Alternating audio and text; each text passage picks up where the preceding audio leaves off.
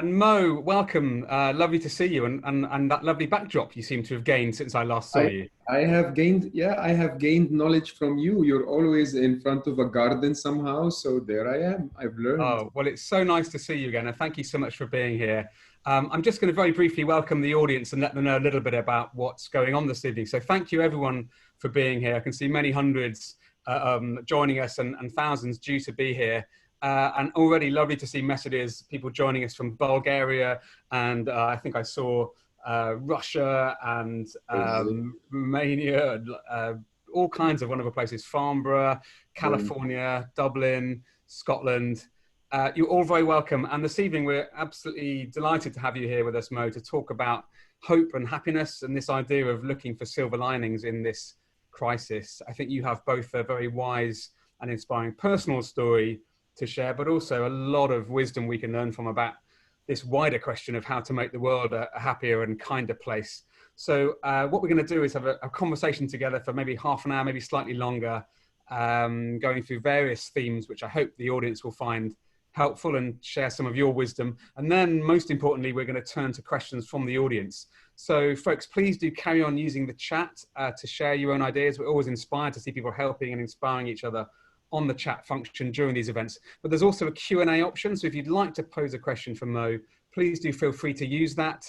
We can't guarantee we'll have a chance to answer all your questions, but we'll definitely put some of them to Mo this evening, and always very grateful for all the engagement. So welcome. And Mo, how are you? I guess I wanted to start really with, we've all been facing this crazy lockdown time and the crisis. How have you been coping? What's going on for you? Uh, Honest answer, I have rarely been better. It's I don't know how people will, if people will drop out of the call as we start with that answer, but look, the truth is this came with a lot of harshness, a big test for the world, but it also came with a lot of blessings. There is so much good to be found in being forced to slow down, in being forced to reflect, in being forced to really find the wisdom that we need to plot a different path in life. And I took that chance. I took the opportunity, and I really spent a lot of time reflecting on how I have been pacing through life, how, what my priorities were, what my travel plans were, how absorbed I have been in a life that may have not been my choosing, and I have reflected and chosen differently. And I really feel blessed. I honestly do. I don't underestimate at all the compassion we have for others who may be suffering, going through this a lot more than I do. But you asked me how am I doing? I'm doing great. Well, thank you. That's lovely to hear. And I think although I've sensed a lot of suffering and anguish in this period, I've seen also a lot of people who are seeing this as a unique chance to reset and refocus. And I think that's a topic we'll definitely cover together this evening. But I wanted to almost take a step back. You, of course, are such an interesting sort of character and thinker in the area of happiness. Your book, Solve for Happy, had a huge impact on me, and I'm sure millions of others around the world. And there's two aspects of that I wanted just to bring back to our attention for this conversation. In a moment, I'd love to come on to your happiness equation and your thinking on how we can maybe discover happiness. But of course, your own thinking on this topic was hugely challenged by big trauma in your life, the loss of your son. Maybe you could just perhaps recap a little bit of that journey for our audience, because I think this idea of loss and adversity is part of our human experience, and the way you framed it and responded to that tragedy, I think, has a lot of wisdom for all of us. Yeah, some people say that the hardest thing ever is to lose a child, and in my case, the child I lost was my best friend. He was my coach. He was my mentor. He was, he left our world due to a medical error, a very, very simple mistake and a very, very simple surgical procedure. All of a sudden, totally unexpected at his prime. So it must be, it could be one of the most painful experiences you can ever go through. But I will tell you openly, I think it would be the most difficult experience I could go through. But that's because that's the test that life needed to send my way. Others may get another experience, which is maybe to lose a car or to have an argument with someone, and it's as traumatic for them as this is for me. It's not about what the experience it is, it's about what we need to learn in life. And losing Ali for me was definitely the hardest thing you can ever imagine, but at the same time, it was probably the thing that launched me on what my life was always all about, which again, my answer to your second question is the same point. It's the same silver lining. Losing Ali comes with a lot of pain, but not necessarily suffering. So I came out of the loss of Ali with one very unusual approach. My daughter, his sister, came to me 4 days later and told me, Papa, I need to tell you something. When Ali 2 weeks ago, Ali basically died with no planning. We didn't expect him to die. He wasn't even sick, right?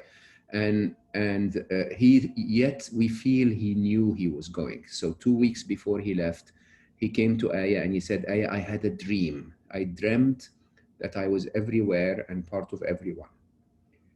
And I couldn't, it felt so good that I didn't want to be back in my body, okay? And of course, you can imagine 4 days after losing your child, you're not really thinking straight. You're sort of counting on your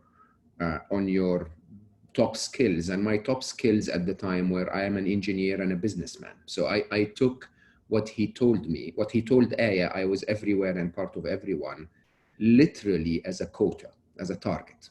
Okay, I was basically saying, this is my target assigned to me by my idol and my coach. He wants to be everywhere and part of everyone. So I basically answered her by saying, of course, Habibi, I will take you everywhere and part of everyone. And what I did was I sat down, just after the formalities, I sat down around 17 days after Ali died, and I started to write Solve for Happy for two reasons, really. One was to stabilize my own state of happiness, my own state of acceptance. I needed to dig deep and analyze and reflect. And I also needed to write down everything that he told me, everything that he taught me before I forgot it. Now, on the other hand, I had that intention of, if I can share his message with 10 million people was the target at the time. If I can share his message with 10 million people, then through 6 degrees of separation in 50 years time, those 10 million people will be everywhere and part of everyone. And that was my thinking. And it started to go everywhere. Like really within 8 weeks after the book was published, my videos were watched on the internet 100 million times. Amazing. Right? And you can easily see that it's almost as if the universe is saying, we need this. We want to start talking about this topic more and more from different angles. And I just bring one angle. There are so many amazing teachers out there that talk about the topic of happiness much, much better than I do. But that angle that I brought seems to have been needed. And I will tell you openly, as I look at it now, it's still the most painful experience ever to have lost Ali. But it's also the most purposeful experience ever to have launched me on what I'm doing today. Well, Mo, the way you I'm very grateful. That is I think very powerful for all of us, and there are so many facing losses of different types at the moment. I'd love to come on and talk a bit later on about your amazing 1 billion happy mission to sort of spread this happiness, because I think it's a story we see so often in the Action for Happiness community. People who've had a life-changing personal experience who then want to help others and bring that to others. And I think you've done that on a massive scale. But could we just rewind to your happiness equation? What is it? What's the central idea that you discovered, and what does that mean, I guess, both in terms of the Ali situation and your loss, but also maybe what it means for us right now with the loss that we're facing in society? Yeah, so happiness puzzled me for a while. Huh? So I wasn't always happy. I was extremely successful, extremely blessed at a very young age. I'm Egyptian. I'm born and raised in Egypt. I went to public school, public university, and then suddenly life literally, took me on a trajectory of success where by age 29, I had everything, literally everything that anyone dreams of. And I was miserable, Mark. I told you the story before.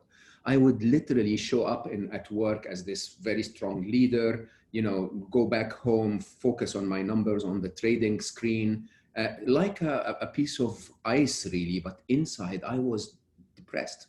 right? And I couldn't find a path to happiness.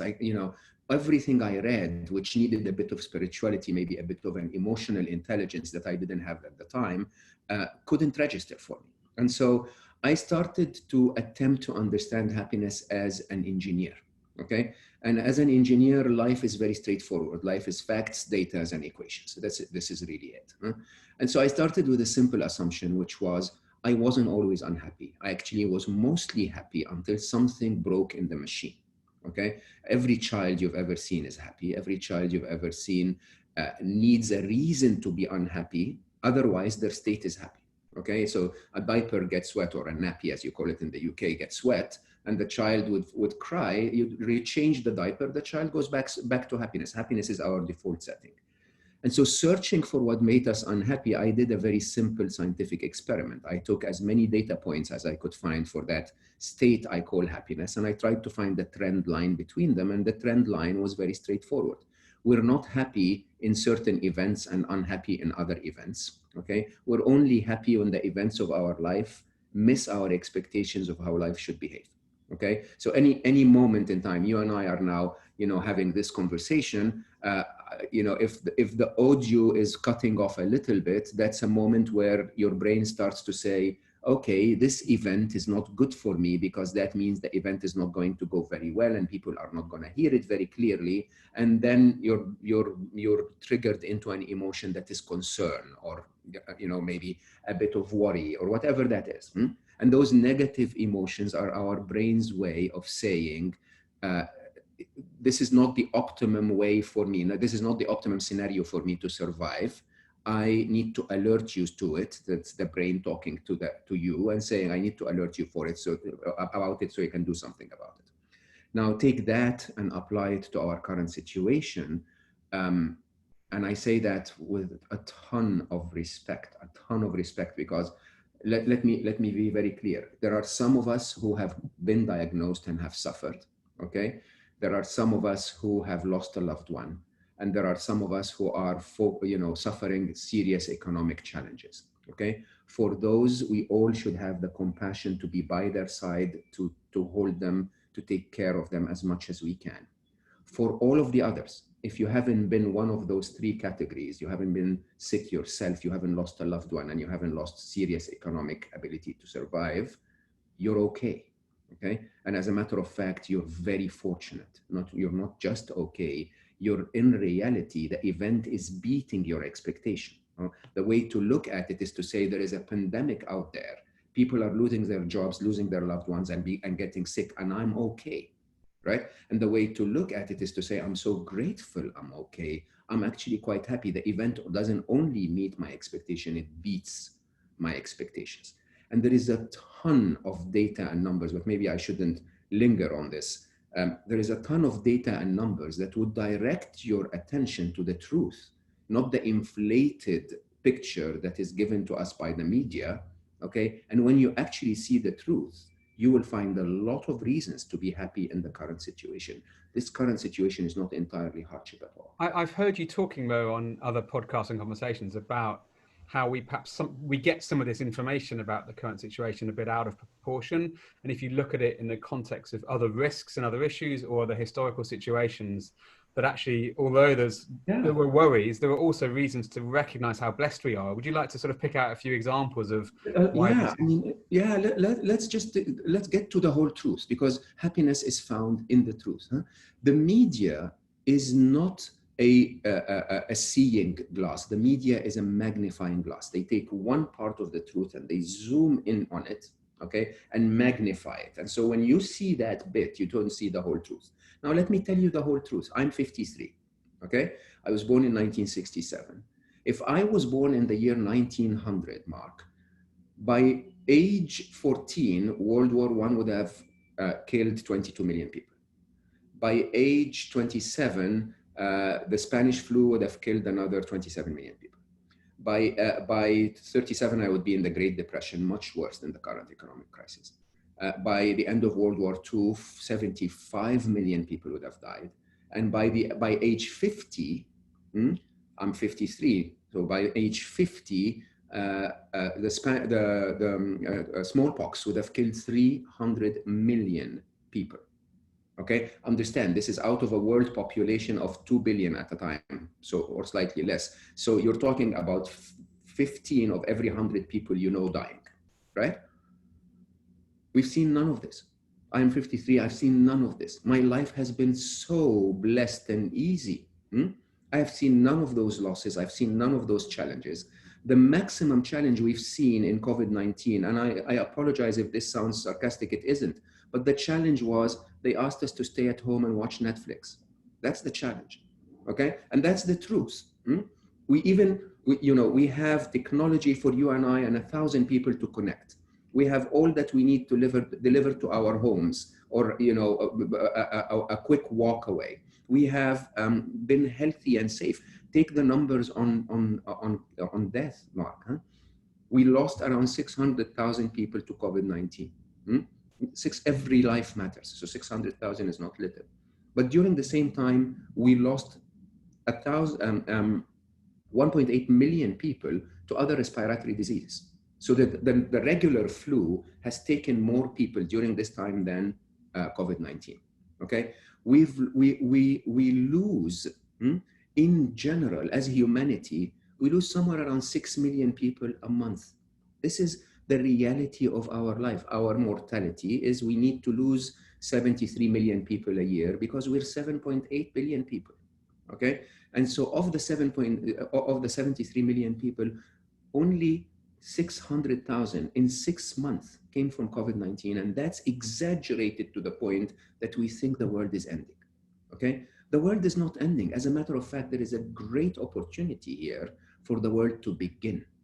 Okay, because really think about it, huh? Walk out in the streets and see the impact on the environment, the cleaner air, the quietness, the wildlife starting to walk towards you, in parks. I've put a few videos. I swear it's really amazing. I sit outside and birds sit in front of me, bees land on my hand, right? This is not usual, this is not normal. This is basically nature telling us, guys, I don't need you to fix what you've done. I just need you to give me 3 months. Can you please give me 3 months? I'll fix it myself.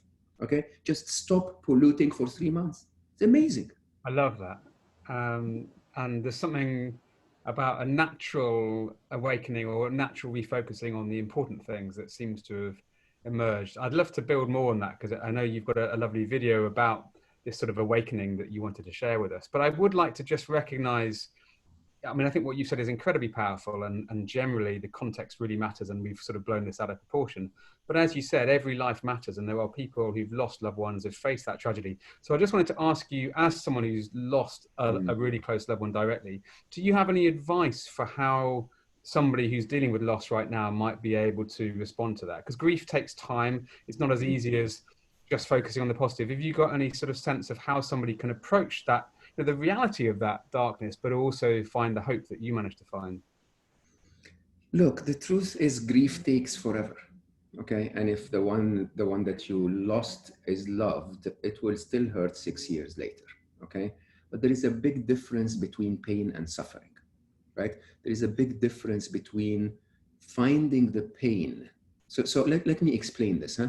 If I cut my hand with this knife, I take my hand away so that I don't feel the pain, and that's good for me. So the annoying feeling of pain is good for me because it makes me take the right action, okay? Similarly is emotional pain. If I feel, for example, that I said something rude to my friend and that, offended them, I feel regret. And regret is a good feeling because it makes me pick up the phone and call my friend and say, I'm so sorry, I love you, I didn't mean that, okay? Pain will happen, and pain, as much as we hate it, is good for us. The problem, Mark, is this. We have a mechanism in our brain that is pain on demand, sort of the YouTube of pain, okay? You go like, remember what she told me last Friday? Oh, ouch, that hurts so much. Let me play it again, okay? And you play it over and over and over in your head to make yourself suffer, okay? Now, the pain of losing a loved one will never go away. But the suffering is unnecessary. And I'll give you very clear directions here. My brain, every single morning, I'm not making this up, at least 4 times a week, I will cry remembering how much I miss my child. Okay? But when that happens, instead of listening to my brain telling me, Mo, by the way, Ali died, I know, brain, seriously, you've told me before Ali died. I actually respond to my brain and say, no, brain, Ali lived. Because the truth is, I have never been given a contract by life, by God, if you believe in God, that I was going to be giving that enormous blessing that was called Ali. Okay? I was actually, the way I see it is that it's not that I've lost my son for 6 years. I've had my wonderful gift for 21 and a half. Okay? And once I tell my brain, there was never an agreement that Ali will stay forever, but also there was never an agreement that he was going to come at all. I feel grateful that he came, right? And then suddenly my brain goes like, yeah, remember that time when we did this? Remember that time when we spoke about that? Remember when we did this? Remember? And suddenly the conversation between me and my brain becomes all of the wonderful gifts and blessings that I was given when this wonderful being showed up. This is one thing. The other thing is, grief and all other negative emotions are not there to annoy us. They are there based on the happiness equation because events miss expectations. This is our being telling us, you need to do something. Something is not right. Do something about it. Okay? So when we feel unhappy or worried or anxious or whatever, the answer is simple. The answer is, what can I do about this? And if there is nothing I can do about it, I mean, losing a child, you can never bring them back. Can I accept it and do something despite its presence so that I make my life better and maybe the life of others?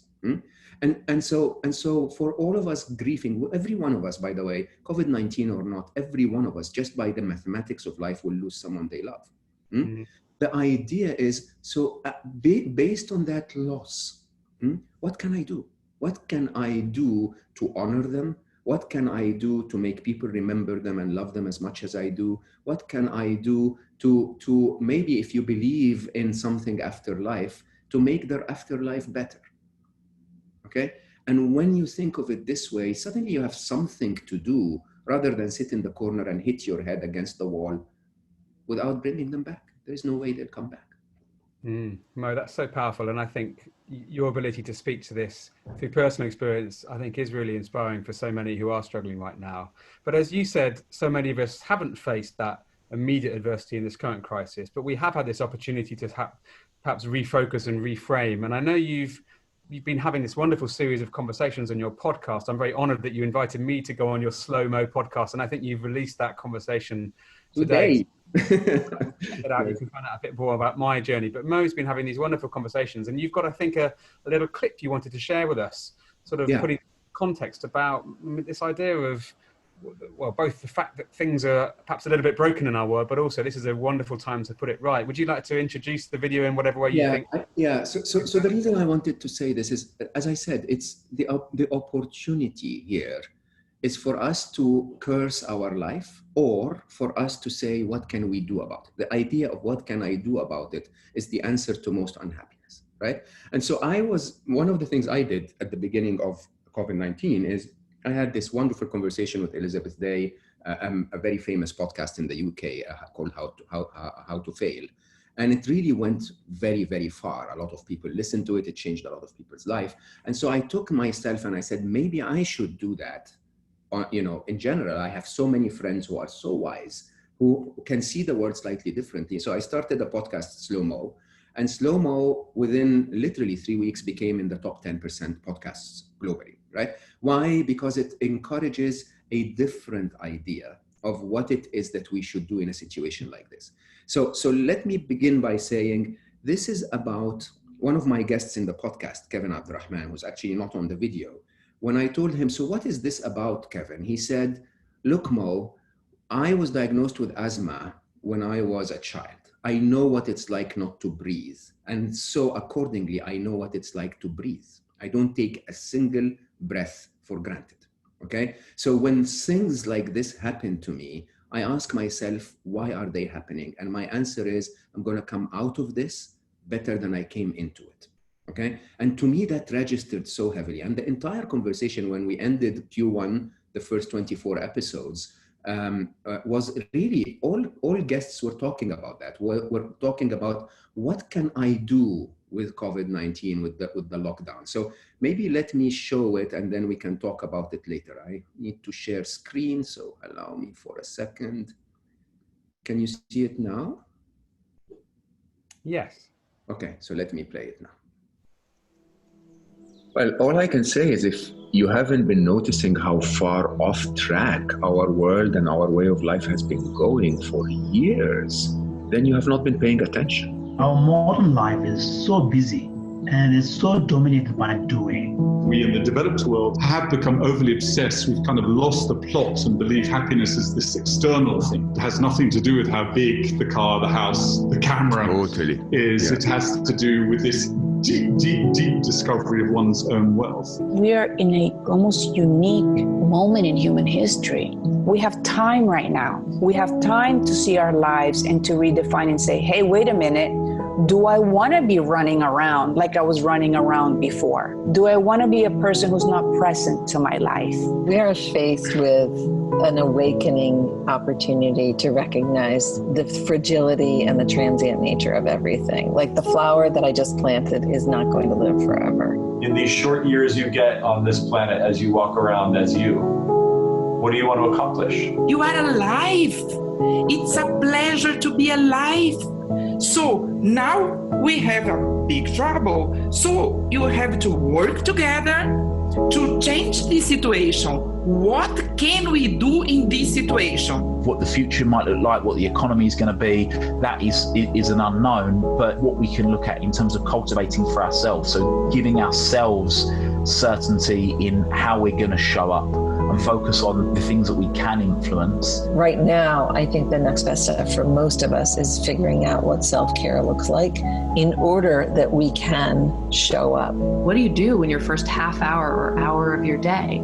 Are you rolling over and checking the headlines from your phone, or are you meditating, going on a walk, spending time with your children around the breakfast table? We can still focus on what's happening and what's broken in our world, but we just do it with a different kind of mindset that allows us to then create the reality that we are after. Let's also, not only, but also focus on the things that are working in life. What is going well in the world, not just the problems in the world. And interestingly, when we also, not only, but also focus on what is working, we get more of it. And we're in a better position to deal with what is not working. There are a lot of signs that we are becoming slowly more awakened to our nature. That body called Mo and this body called Dan and everyone else listening, we're just part of the Pando reality of interconnection. We're all part of the same essence. The butterfly, the bee, the gardener, the hose, the water, it's all the same. It is who you are at your center. Own it, live it, smile, and move.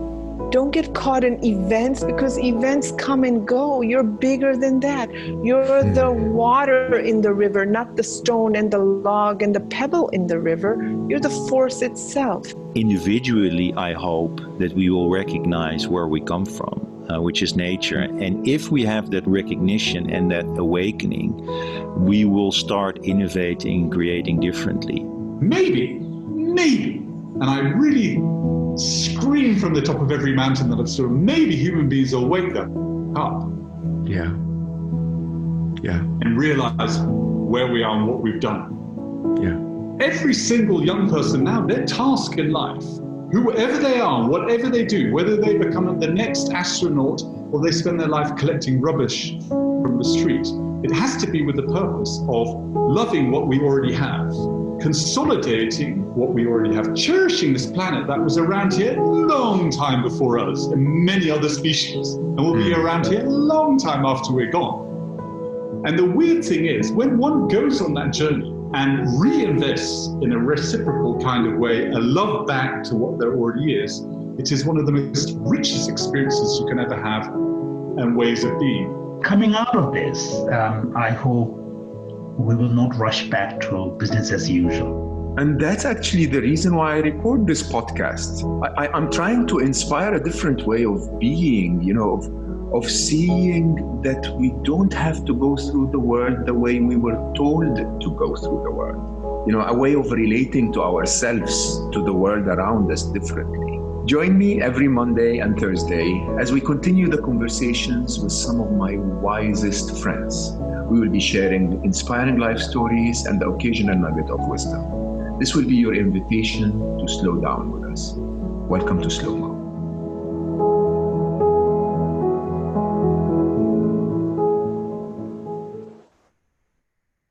Thank you, Mo.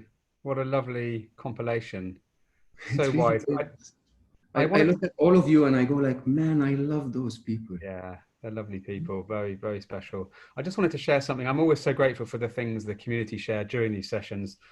Rachel has just said, I've fought with suicidal thoughts for most of my life.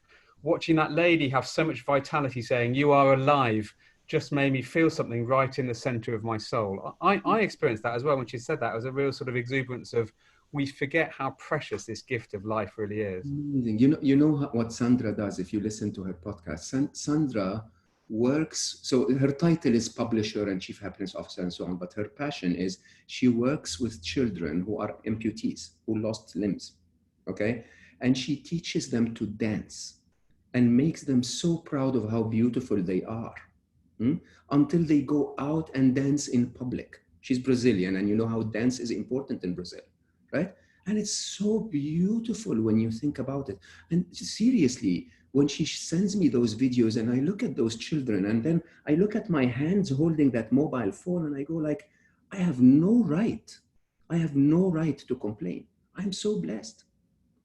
And when you think about those moments, actually I'd love for our listeners, if you guys are open to this, to do two things. One is, tell us what your new normal is going to be. Like, go on social media, tag me, tag Mark, tag Action for Happiness, okay? And say, this is my plan. Think deeply about it, okay? Think deeply about it and ask yourself, what are you going to change in your new normal, okay? Because honestly, it really is an opportunity. I personally, and I'm saying this in public in front of everyone, I moved and left the UK, which was so hospitable to host me during the lockdown. I'm very grateful for every British citizen that's on the call, because I didn't deserve to be there, right?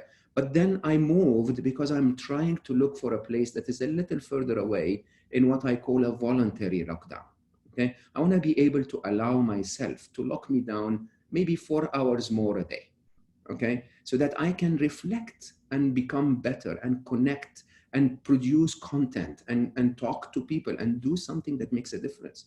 And that's my commitment on the lockdown. I'm not rushing back into life. I'm actually rushing outwards a little to find more of that wonderful feeling.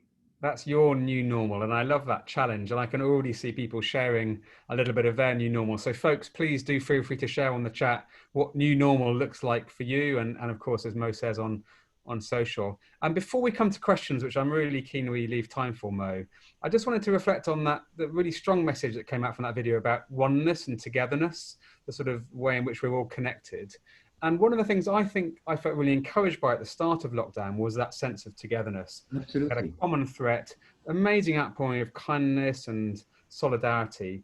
And as lockdown has eased and people have had different responses to the level of risk and their own situation, I feel we've drifted a bit more into that sort of polarization of us versus them. You're in my camp, you either think lockdown is crazy or you think lockdown's essential. You might be either people are irresponsible or people are being pro-social. It becomes a bit more like what we've seen in our politics in the rise of populism in recent years. You know, you're either with me or you're against me. And we've sort of, as I think we were saying in our podcast conversation, we've lost our ability to disagree compassionately, and we've lost that sense of common humanity in a way.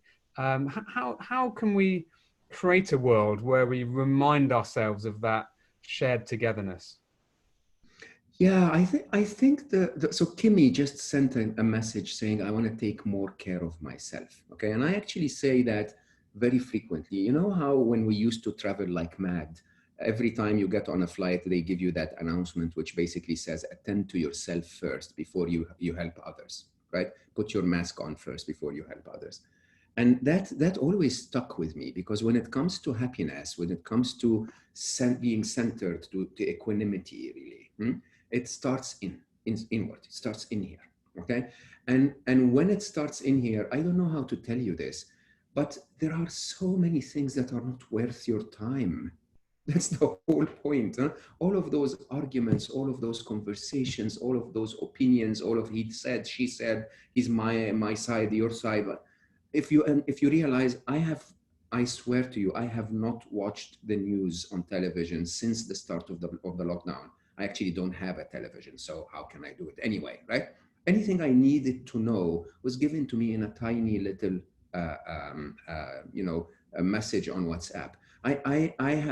My heart broke so deeply yesterday about what happened in Beirut, right?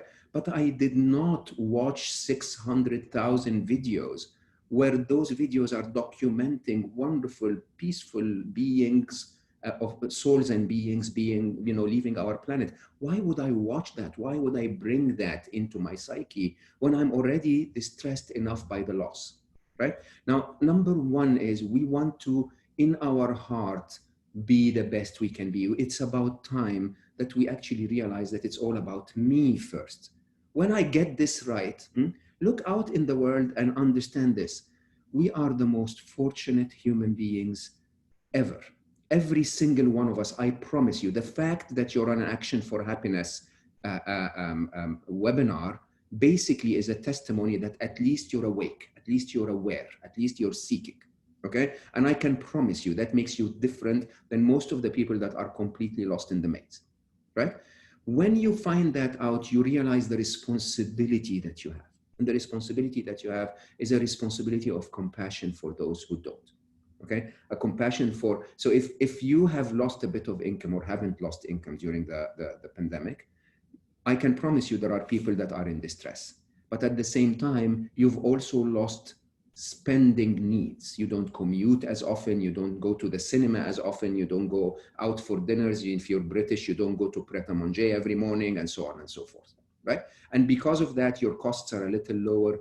Try to help.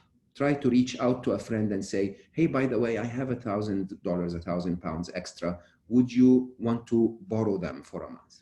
Okay, or £100 or £10, right? And this is really, really what it's all about. Can we reach out and take this as an opportunity to show how the world should be? Okay, can we reach out and find that compassion that I promise you from a mathematical point of view is the best investment you will ever do, because karma doesn't go to waste. You help someone out and I promise you, you will be helped out when you need help. Okay, or if you don't, maybe your daughter will be when you're not there to help her. And that's the game. Giving, having that compassion and giving, believe it or not, is the most selfish thing you can ever do. One thing that we spoke about yesterday, sorry, Mark, which I think is really, really interesting is stop engaging with life from the negative.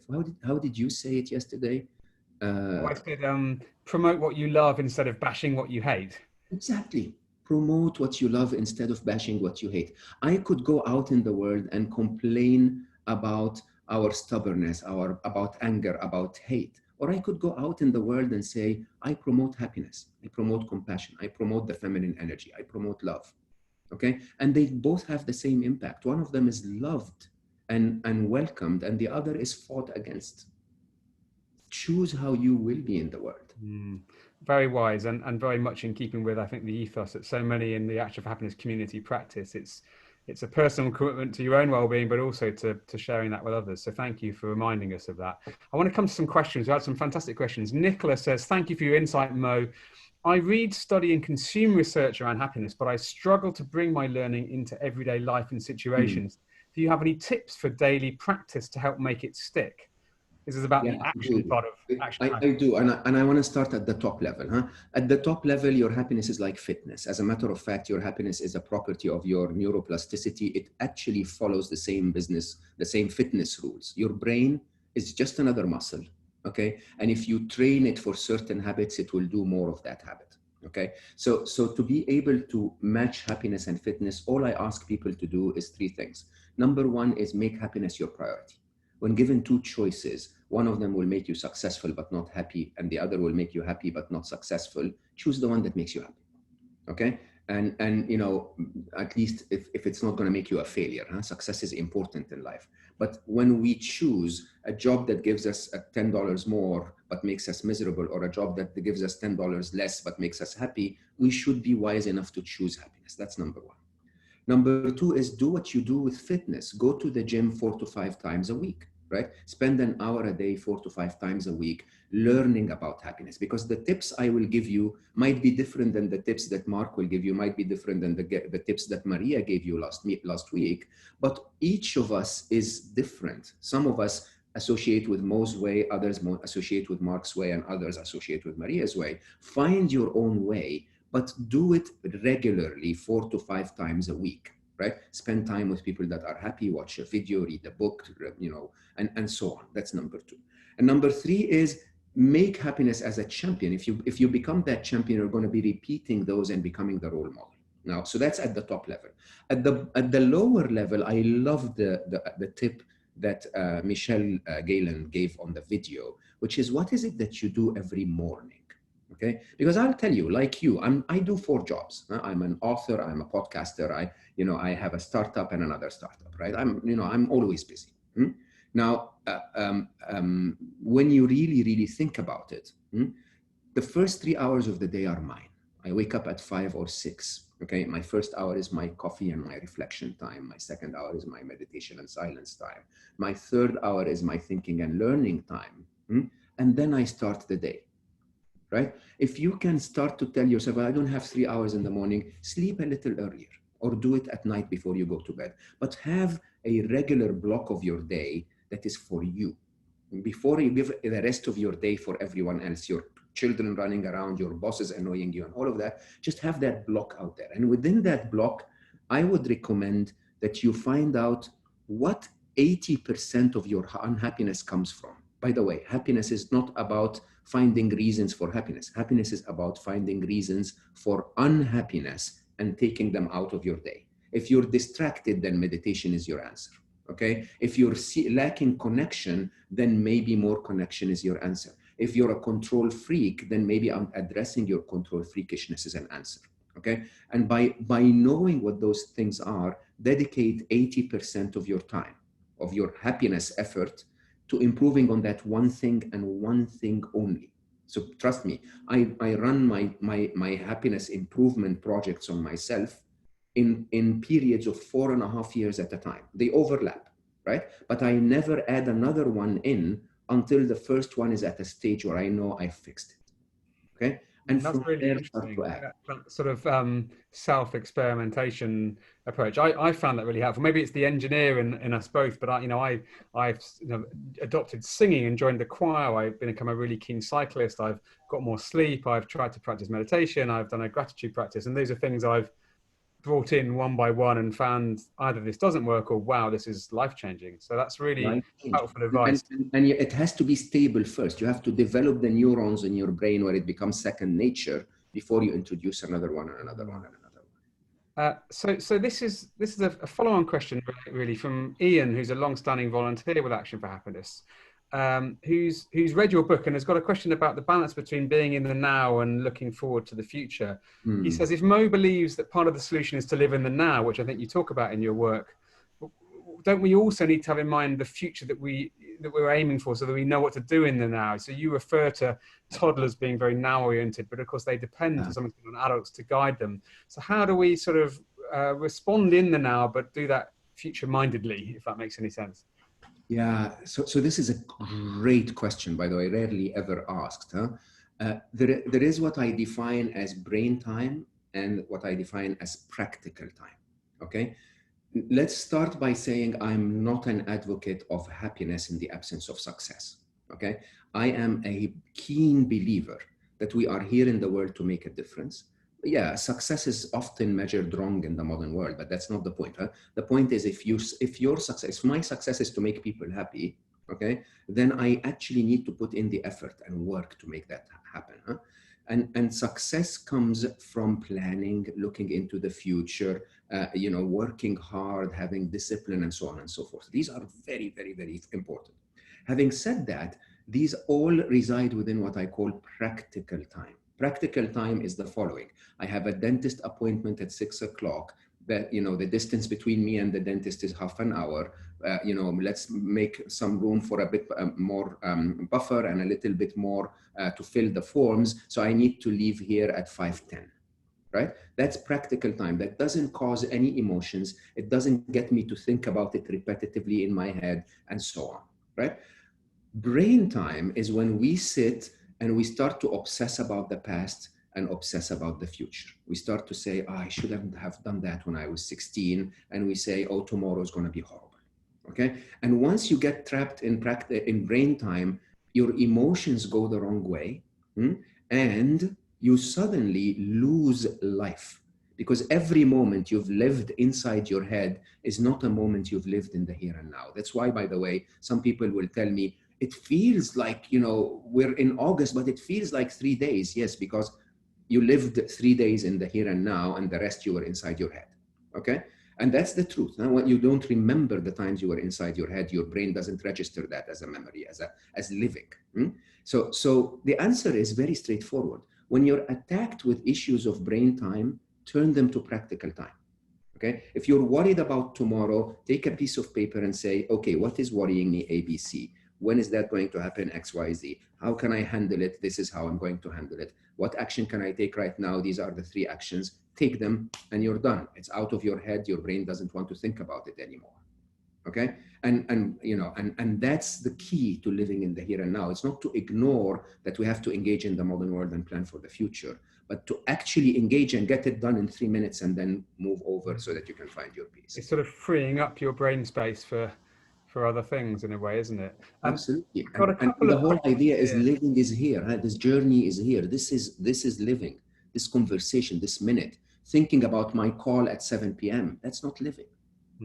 Well, I'm enjoying living here with you right now. There's a couple of great questions that bring us back to the topic of grief, which I do think is on people's minds right now. So Shamim has asked, how do you work with or plan or work with dealing with impending grief? So 2 close friends are in palliative care and I'm scared of losing them and how I'm going to cope with their loss. So that's really hard. And then sort of vaguely related, Milka has made a question about sort of how friends can support others in the face of loss and grief. So I wonder if you have any thoughts on, worries about someone you might lose, or indeed supporting somebody who might be in a loss situation. So the fear of losing someone is actually defined in psychology as grief, right? So it is the same process. It goes through, denial, anger, and so on, the 5 stages of grief. The way, again, the events of life are different than the way you handle them. When I am afraid, I received a message on LinkedIn a couple of days ago from a wonderful person that was saying her father was diagnosed with cancer, right? And my view was, but your father is still here, right? So the number 1 priority you have is that every single minute you have with that person now, you want to make that the absolute best minute you can have with them. That's the number 1 advice. Number 2 is, there is the idea of committed acceptance. And committed acceptance is to say, my friends are in intensive care. What is within my control? What can I do? And do it right now. This is a matter of urgency. But then accept that there are parts of life that are not within what you do. You're right. You don't have the control to do them. And as long as you don't have the control to do them, don't keep obsessing about them. Just basically say, I have done everything I can do. Now I'm going to try and use every minute to make it the best minute for both of us. That's number 1. Number 2 is the question around friends who are suffering from grief. We sort of avoid grief. I encourage grief. Okay, there is a big difference between them. So grief is not a bad thing. Grief is this is like the most shocking emotion a human being can find when you lose someone you love so much. That's you don't want them to stop grieving. You want them to express their grief. Okay, the challenge with grief is that there are stages during that grief that scare us. Are they okay? Are they okay? Yes, they're going through a process.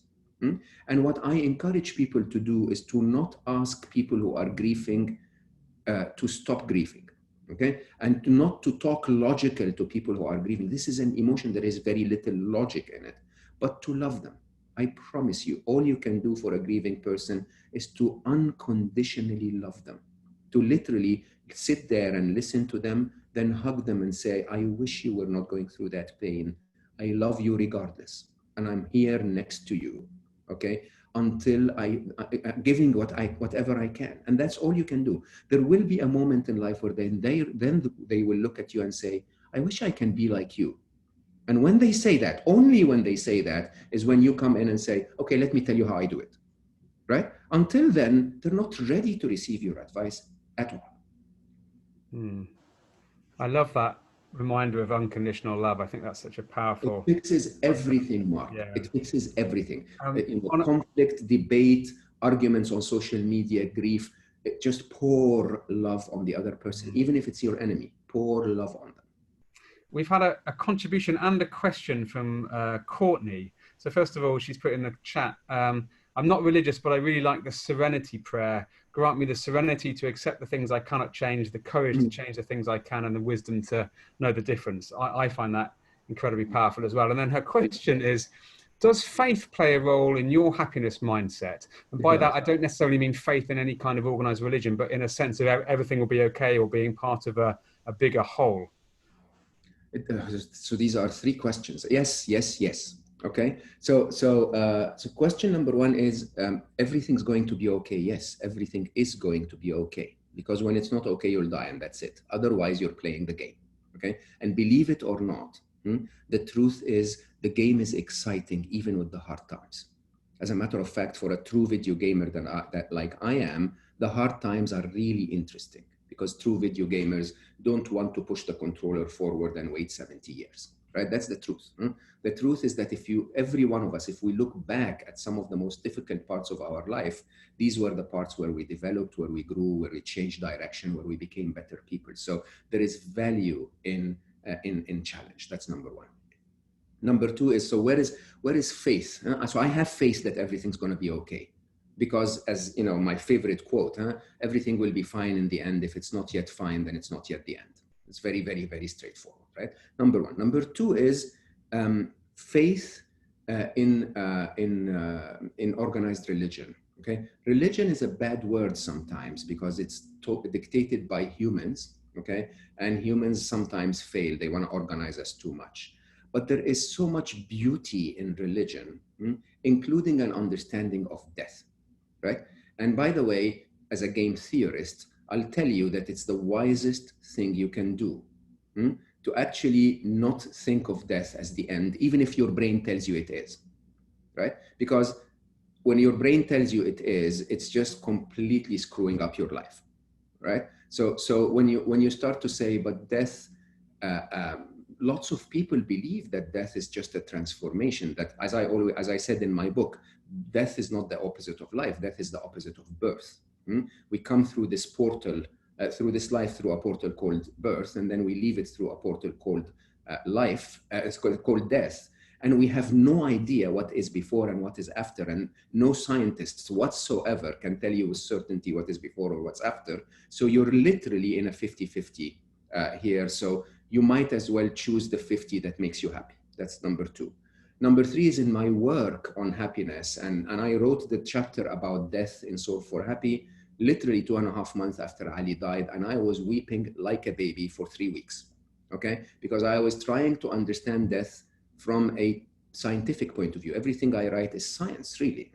And I will tell you hands down, maybe not, this is not the conversation, that if you have a basic understanding of cosmology, of the Big Bang, of the theory of relativity and of quantum physics, I can tell you with absolute certainty that death is not the opposite of life, that death is the opposite of birth, and life happens before, during, and after, okay? And that life is independent of this physical form, that the essence of who you are, the essence that made my wonderful son so handsome, when it left him, literally 4 hours before, and then he went into the operating room, and 4 hours after, without that essence in him that religions call spirit, Ali was not Ali anymore. That form, that physical form of his was no longer animated, it was inanimate, right? And that thing that left him is there, and that thing is his essence, okay? But don't take the spiritual words for it. Take the science of it, because if you have a basic understanding of time, you understand that there is no before and no after, okay? If you understand the theory of relativity, Einstein will tell you with absolute certainty, any physicist in the world understands this.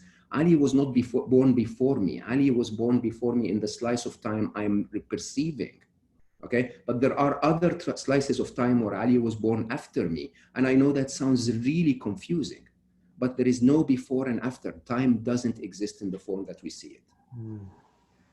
Thank you for being so open with us about your own loss and grief, and I think that's been really helpful for so many this evening, Mo.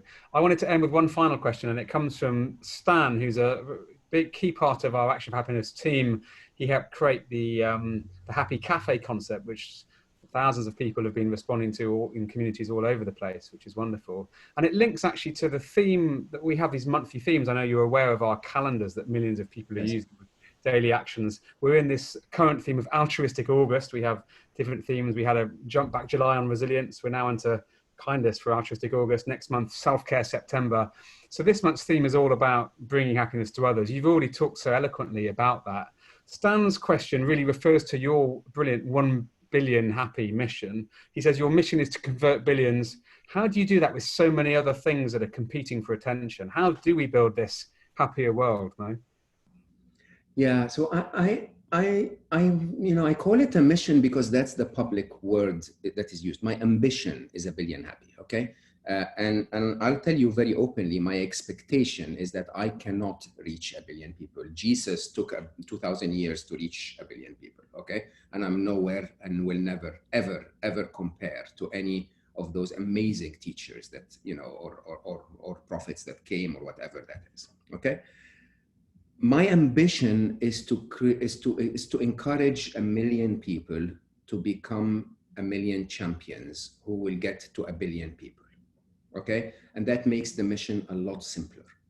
Every one of the 1,000 people on this call is a champion of Action for Happiness, or a champion for 1 billion happy, or a champion for any other effort, because it's not about one person. As a matter of fact, I publicly say that the only success of 1 billion happy is that by the end of my life, we've developed enough motivation and concepts and content for 1 million people to go and tell the whole world about what I know, about what you know, about what Eckhart Tolle know, and so on and so forth. And they take it as their own personal mission, and all of us get forgotten. Because if we are part of this, we failed. The minute Mo goes, or the minute Mo screws up, or the minute it turns out that Mo was dating someone, or whatever that is, right? The whole mission collapses. We don't want that. We want people to say, this is irrelevant. This is regardless of Mo. We want to make the world happier. So how do you do that? Train yourself so that you're that champion, okay? Be really the person that you deserve to be from a happiness point of view. And then don't do it like the modern world targets of I need to reach 100 people a day. Do it like the true spiritual target, which is I will try to influence every life that touches my life. Okay, my son Habibi, he was so wise. He came to me one day, and I'm this Google executive. I think about everything in billions. And he said, Papa, I have bad news for you. And he said, what? I said, what, Ali, what? And he said, Papa, you're never going to change the world. And I was like, why? Why would you say this, Ali? And he said, Papa, look, all you can do is change your little world, right? And if you change your little world will become bigger, and then bigger, and then bigger, right? So if you can change yourself and your sister and your best friend, your sister will tell her friend, and then another friend will come in, and they'll become 4. And then if you do a good job with those, then 16 people will show up. And then if you do a good job with those, then 1,000 people will show up. And that's been my story, huh? From someone who's never spoken about the topic other than to a few friends, kept working at it until now I have hundreds of thousands of people asking me questions every now and then, right? And that's the game. That's not because I'm special, I swear to you. It's because I made it my target in life. Make it your target in life, okay? Just influence anyone that comes your way, and the circle will continue to grow. It's your job to be the best you can be, and it's the universe's job to bring people to you because now you're qualified. Mo, thank you. We're sadly out of time, but you've reminded us to be the change that we want to see in the world. You've shown so much humility, wisdom, sort of heartfelt personal story, love, compassion, and generosity in sharing your time with us this evening. So thank you so much for being here, and huge thank you to everybody who's been part of this call, all the lovely chats, all the questions. So grateful and so inspiring to be part of this. Thank you. Thank you so much for the opportunity, Mark. It's always a pleasure, and I'm always available for anything I can do. Oh, well, you're a star. And folks, do check out Mo's wonderful Slow Mo podcast. So much wisdom within there. And let's all be part of this mission to get a billion happier and to be those change agents you talked about to really help make that happen. Thank you, everyone. Thank you, Mo. We'll see you again very soon.